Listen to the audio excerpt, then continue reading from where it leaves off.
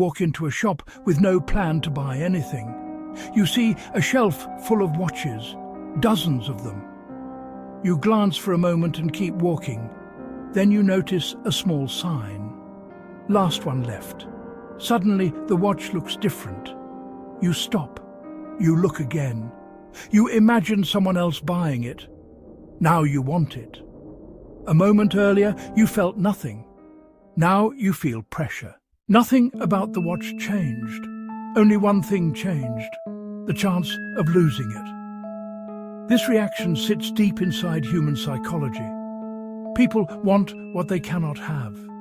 Scarcity creates desire.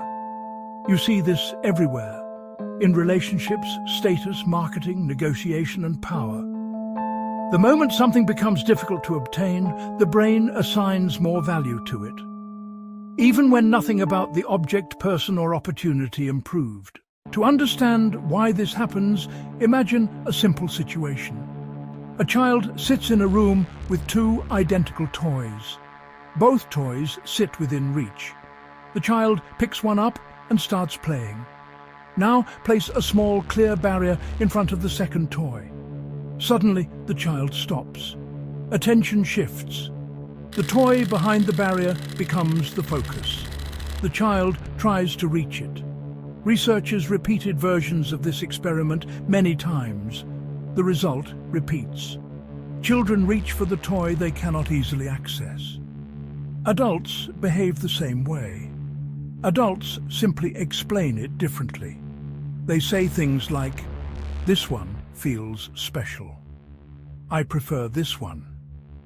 Yet the trigger often sits in the same place: access, or lack of access.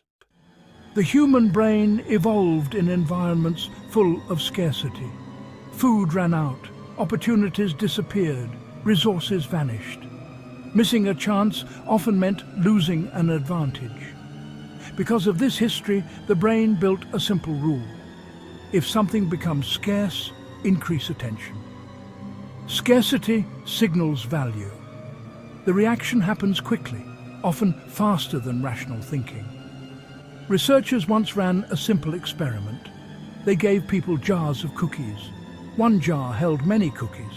Another jar held only a few. Participants rated the cookies in the nearly empty jar as more valuable. The cookies came from the same batch. Nothing changed except quantity. Yet the brain interpreted fewer cookies as a signal: important, limited, worth grabbing. This same rule drives behavior everywhere. Think about relationships. Someone shows strong interest in you. Messages arrive constantly. Attention never fades. At first, the attention feels good. After a while, something changes. The excitement weakens. The person becomes predictable. Now imagine the opposite. Someone shows interest, then disappears. Hours pass, maybe days. You begin asking questions. Did I say something wrong? Are they losing interest? The lack of availability creates tension. Desire increases. Not because the person improved, because the brain fears losing access. Scarcity intensifies attention. Attention fuels desire. Desire turns into obsession. This pattern explains many social behaviors. Look at exclusive spaces, private members clubs, invitation-only events, limited guest lists. Restriction increases perceived value. When entry requires approval, people assume something important exists inside. The barrier creates attraction. Even people with little interest suddenly want access.